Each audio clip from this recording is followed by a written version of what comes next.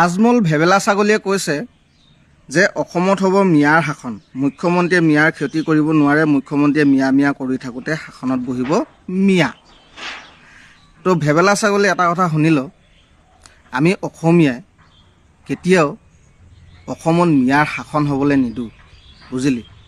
মোগলক যেনেকৈ খেদাইছিলে লাচিতে, ঠিক তেনেকৈও তহঁতক খেদাম আমি অসমীয়াই, বুজিলি। আৰু শুন, মুখ্যমন্ত্ৰী যিখন আসনত বহিম বুলি তহঁতি ভাবি আছ, সেইখন আসনত তহঁতি কেতিয়াও বহিবলৈ নাপাওঁ, আশা কৰি লাভ নাই।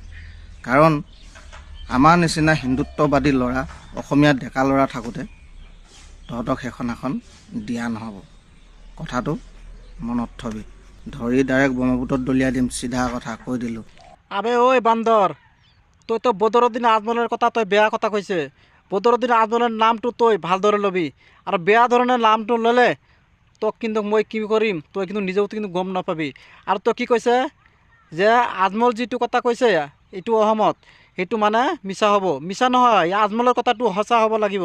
বদৰুদ্দিন আজমল যিটো কৈছে এইটোৱে সঁচা হ'ব। কথাটো মনত ৰাখিবি।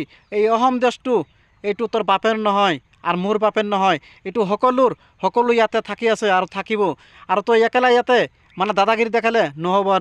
আৰু আজিৰ পৰা এইটো মনত ৰাখিবি। তই কি কৈছে হিমন্ত বিশ্ব শৰ্মা যিটো আসনত বহিছে সেইটোত মানে বেলেগ মানুহ বহিব নাপায় নে?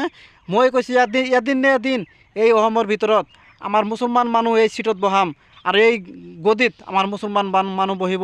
তই কিন্তু মনত ৰাখিবি আজিৰ পৰা। আৰু তই কি কৈছে যে ইয়াতে কিন্তু বেছি দাদাগিৰি দেখালে ব্ৰহ্মপুত্ৰ নদীত কিন্তু তই ফেলি দিবি।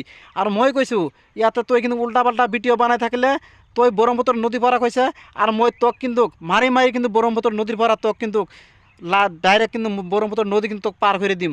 ইয়াৰ পৰা তই ভাল হবি। আৰু আজিৰ পৰা ভিডিঅ'টো কৰিলে এতিয়া মানে ভালদৰে ভিডিঅ' বনাবি। মুছলমানৰ কাৰণে তই কিন্তু বেয়া কথা নকবি। তই হিন্দু মানুহ, মই মুছলমান মানুহ, তই অসমত থাকে ময়ো অসমত থাকি আছোঁ, সেইটো কাৰণে কিন্তু উল্টা পাল্টা নকৰিবি। উল্টা পাল্টা কৰিলে কিন্তু অসমত তোৰো কিন্তু জেগা হ'ব নোৱাৰে, মোৰো জেগা হ'ব নোৱাৰে। এইটো কথাটো মনত ৰাখিবি। আৰু আজিৰ পৰা বদৰুদ্দিন আজমলৰ নামটো তই তোৰ মনত কিন্তু ৰাখিবি, ভালদৰে কিন্তু তেওঁ স্মৰণ কৰিবি। কথাটো মনত ৰাখিবি।